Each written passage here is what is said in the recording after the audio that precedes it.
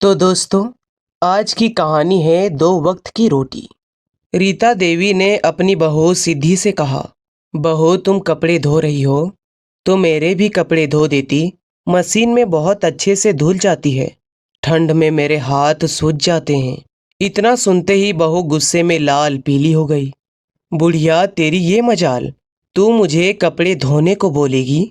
तेरी नौकर हूँ क्या? इतने में बहू सास के बाल पकड़कर जोर से खींचकर धक्का दे देती है। रीता देवी का सर दीवार से जा टकराता है। वो दर्द से चिल्लाती हुई जैसे तैसे दीवार का सहारा लेकर अपने कमरे में चली गई। अपने बिस्तर पर बदहवास होकर गिर पड़ी। बिस्तर पर पड़े कब उनकी आंख लग गई, उन्हें पता ही नहीं चला। 2 घंटे बाद उनकी आंखें खुली तो उनके मस्तक सूज गया था। उन्हें बहुत दर्द हो रहा था और बहुत तेज भूख लग रही थी। वो उठकर धीरे धीरे से चलकर बहू के पास गई और बोली, बहू मुझे बहुत तेज भूख लग रही है, थोड़ा खाना दे दो। कल रात से कुछ नहीं खाया, बहुत कमजोरी लग रही है। बहू किचन में गई और एक बासी रोटी लेकर आई और उसे जमीन पर फेंकते हुए कहा, ये लो बुढ़िया, इसे खा लो और उसके बाद जाकर बर्तन साफ कर दो। सिंक में बर्तन भरे पड़े हैं। रीता देवी जी को भूख इतनी तेज लग रही थी कि अभी उन्हें जो भी मिलेगा वह खा लेती।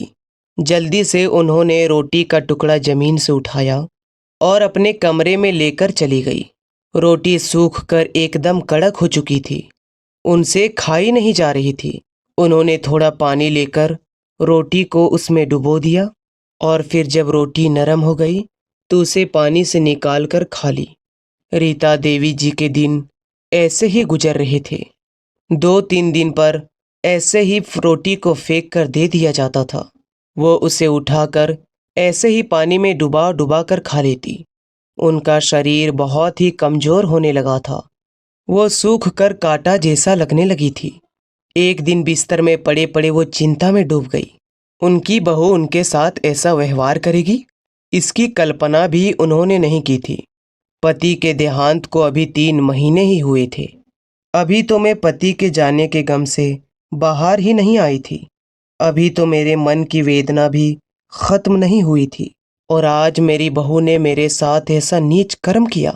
आंसुओं की धारा उनकी आंखों से लगातार बहती जा रही थी। उनके हृदय में तूफानों की आंधी चल रही थी। उनका हृदय मानो अभी रुक जाएगा। इस समय उसको इतना ज्यादा पीड़ा हो रही थी कि इतना पीड़ा अगर किसी पहाड़ को हो जाती तो वो पहाड़ भी टुकड़े टुकड़े होकर बिखर जाता। यही दिन देखना बाकी रह गया था। बेटा कभी अपनी पत्नी का भी साथ देता। अपनी बहू जिसे बड़ी अरमानों से ब्याह करके घर लेकर आई थी, उसी के हाथों से मार खाई और बेटा बहू की इतनी नीच हरकत पर कुछ नहीं कहा। काश यह धरती फट जाती और मैं उसमें समा जाती। आप मुझे छोड़कर क्यों चले गए? आपके बदले में चली जाती तो ये दिन तो देखना नहीं पड़ता। रानी देवी जी अपने पति दिनेश जी को याद करके और भी ज्यादा रोने लगती है। रानी देवी जी सोचती है कि जब मैं इस घर में ब्याह होकर आई थी तो क्या था। उनके पास एक मिट्टी का छोटा सा कच्चा घर, दिन रात काम करती सास ससुर के सेवा के लिए एक पैर पर खड़ी रहती थी। माँ बनने का सुख प्राप्त नहीं हो रहा था तो कितने मंदिरों में चक्कर काटे, भगवान से मिन्नतें की, तब जाकर शादी के 10 साल बाद आयुष का जन्म हुआ। कितने लाड़ और दुलार से उसे पाल पोस कर बड़ा किया, अपनी खुशियों की आहुति देकर उसकी जिंदगी को रोशन किया, पढ़ाया लिखाया, इस काबिल बनाया कि आज अच्छे पद पर अच्छी कंपनी में काम करता है। इस बेटे को आज माँ की 2 वक्त की रोटी भी बोझ लग रही है। रानी देवी जी पूरी रात रोती रहती थी। उनकी आंखें रोती रोती सूज गई थी। उन्हें किसी तरह करार नहीं आ रहा था। दोपहर से रात और रात से सुबह हो गई थी, लेकिन बेटा बहू उनके पास नहीं आए थे। इस बात की उन्हें और भी ज्यादा तकलीफ हो रही थी। उन्होंने अपने आंसू पोंछे और खड़े हुए। एक बैग लिया और उसमें उन्होंने अपने कुछ कपड़े रखे, जमीन और घर के कागजात रखे। जितना भी गहना उनके पास था अपने बैग में रखे और अपने घर से निकल पड़ी। जब घर से बैग लेकर जा रही थी तो बेटे और बहू ने उसे रोकने की कोशिश तक नहीं की। रानी देवी जी घर से सामान लेकर निकल तो चुकी थी, परंतु उनके हृदय में अनेक प्रकार की दुविधा ने जन्म ले लिया था, क्योंकि जब से रानी देवी जी इस घर में बहू बनकर आई थी, तब से कभी भी ऐसे सामान के साथ में मायके नहीं गई थी। ससुराल की जिम्मेदारियां ने रानी देवी जी को इस कदर बांध लिया था, कभी ऐसी नौबत ही नहीं आई कि सामान लेकर मायके जाना पड़े। एक रात के लिए दिनेश प्रसाद के साथ मायके जाती थी, तब उनके हृदय में यह दुविधा थी, किंतु जाना तो था ही। बहुत ही साहस के साथ भाई के घर में कदम रखा। भाई ने दरवाजा खोला। उनके भाई प्रकाश जी, जो पेशे से वकील थे, रानी देवी जी को देखा तो चौंक गई। अरे रानी देवी, ऐसे अचानक यहाँ कैसे आना हुआ? तुम अकेले आई हो, साथ में बेटा नहीं आया? सब बढ़िया तो है ना? तभी भाभी भी अंदर आई और अपनी ननद को देखकर प्रसन्न हो गई। अरे दीदी, आप कितना अच्छा लग रहा है ना आपको देखकर। दीदी अंदर आइए, आप तो वहीं खड़ी हो गई हैं। हाँ हाँ बहन, अंदर आओ। रानी देवी ने अपना सामान एक तरफ रखकर और वहीं सोफे पर बैठ गई। भाभी ने रानी देवी जी को पानी पिलाया, फिर उनके लिए खाना लेकर चली गई। रानी देवी जी के चेहरे पर परेशानी का साया था, जो कि साफ साफ दिखाई पड़ रहा था। भाई ने पूछा, रीता क्या बात है? मैंने तूने कभी ऐसे आते हुए नहीं देखा, और ना ही कभी तुम इतनी सामान के साथ आई हो। सब अच्छा तो है ना? कोई बात तो नहीं है ना? रीता देवी जी के भाई प्रकाश जी ने विचार पूर्वक प्रसन्न किया। नहीं नहीं भाई, ऐसी कोई बात नहीं। तुम तो जानते हो दिनेश जी के जाने के बाद मैं किस तरह से संभली हूँ। उसके रहते किसी भी दिन घर में मायूसी नहीं रही। जब देखो कुछ न कुछ करते ही रहते थे, तो मन लगा रहता था। किंतु आप तो जैसे घर में मातम पसरा रहता है। काम तो सारे हो जाते हैं, किंतु वो बात नहीं जो दिनेश जी के रहते थे। इसीलिए कुछ दिन यहाँ रहने आई हूँ। रीता देवी जी ने दुखे मन से उत्तर दे दिया। हाँ बहन, बहुत अच्छा किया। तुम्हारा घर है, जितने दिन रहना है रह लो। तभी भाभी खाना लेकर आ जाती है। रीता देवी जी भोजन करती है, फिर अपना सामान उठाकर कमरे में चली जाती है। सामान रखकर बिस्तर पर बैठ जाती है। कुछ देर ख्यालों में डूबी रही, फिर बिस्तर में लेट गई। शकुंतला देवी जी को अपनी बहू का व्यवहार बार बार सामने आकर सता रहा था। वह उस दृश्य को भूलना चाहती थी, किंतु रह रहकर याद आ जाता।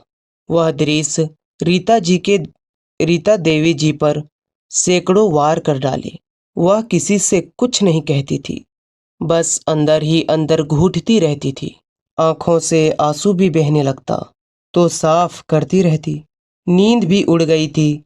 जबरदस्ती आंखें बंद करती, फिर खोल लेती, फिर आधी रात में जाकर नींद आती। अगली सुबह उठकर नाश्ता करके रीता जी ने सोचा कि आज शायद बेटा बहू पोता पोती तो मुझे लेने आएगा। वह उस गम में थी कि शायद कोई आएगा तो मैं चली जाऊंगी। रीता देवी जी दरवाजे की ओर देखती रही और देखते देखते शाम का समय आ गया। रीता देवी जी दरवाजे की ओर देखती और फिर सोच कर रह जाती। अब रात का समय हो गया। भोजन करके फिर से अपने बिस्तर पर लेट गई और सोच में डूब गई। सोचते सोचते नींद में खो गई। सुबह सवेरे जागी तो सोचा, आज मैं चली जाऊंगी। ऐसे ही 15 दिन बीत चुके थे। सब यही सोचेंगे, बुढ़िया गई बला टली, बुढ़िया जाएगी कहाँ? अपने भाई के घर में जाकर बैठी होगी। कुछ दिन बाद खुद ही लौटकर वापस आ जाएगी। और रही बात जमीन जायदाद की, तो माँ है हमारी, लेकर कहाँ जाएगी? सब हमारा ही तो है, हमारा नाम करेगी। उधर रीता देवी जी के भाई प्रकाश जी को उनके लिए चिंता सताने लगी। प्रकाश जी ने अपनी पत्नी से भी इस बारे में बात की। भाभी भी चिंता रहने लगी। प्रकाश जी बहुत ही सज्जन व्यक्ति थे। एक दिन उन्होंने शकुंतला जी से पूछा, आखिर बात क्या है बहन? अपनी भाई को नहीं बताओगी तो फिर मैं तुम्हारी परेशानी कैसे दूर करूंगा? मुझे पता है तुम जरूर अंदर ही अंदर घुट रही हो। रीता देवी जी अपने भाई के कंधे में सर रख कर रोने लग गई और उन्हें सारी बात बताई। प्रकाश जी ने अपने बहन को सांत्वना देते हुए कहा, जब तेरा भाई जिंदा है तो फिर किस बात का फिक्र करती है? भाई ने रीता देवी जी को ढाढ़स बंधाया। रीता देवी जी ने घर और जमीन के कागजात अपने भाई को दे दिया। कुछ दिन बाद भाई ने घर और जमीन बेचने की कागजी कार्रवाई पूरी करवाई। घर और जमीन किसी बिल्डर को बेच दी, जहां पर वह फ्लैट बनवाने वाले थे। घर और जमीन बेचकर जो पैसे आए उसे उन्होंने अपने घर के पास दिए छोटा सा घर रीता देवी जी के नाम खरीद ली और बाकी के पैसे बैंक में रीता देवी के नाम से जमा कर दी, जो उसके मरने के बाद पास में ही एक वृद्धा आश्रम को दे दी जाएगी। बेटे बहू को कोर्ट की तरफ से घर खाली करवा देने का नोटिस भिजवा दिया। नोटिस मिलते ही बेटे बहू के पैरों के नीचे से जमीन खिसक गई। उनके चेहरे की हवाइयां उड़ गई। भागते भागते बेटे बहू अपनी माँ के पास पहुंचे। आखिरकार माँ के पैरों में गिर गए। माँ, हमें माफ कर दीजिए, हमारे साथ ऐसा मत कीजिए।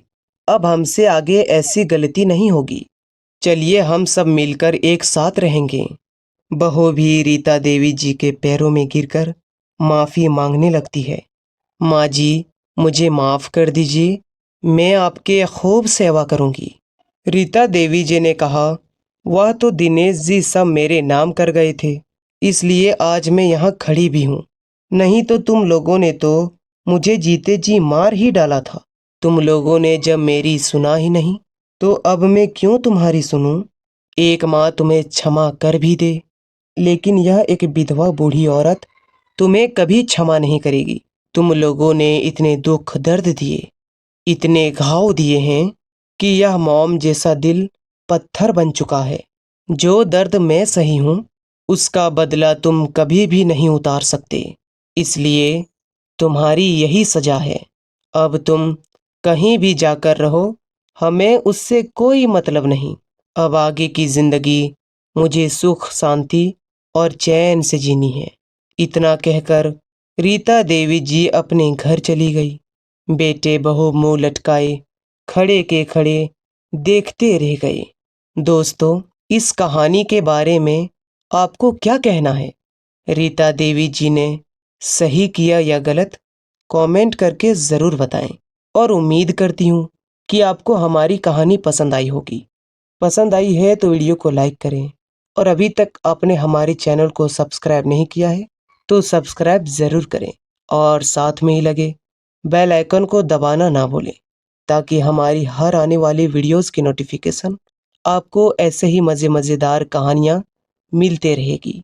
तब तक के लिए मिलते हैं एक नई कहानियाँ एक नए वीडियो मज़ेदार के साथ।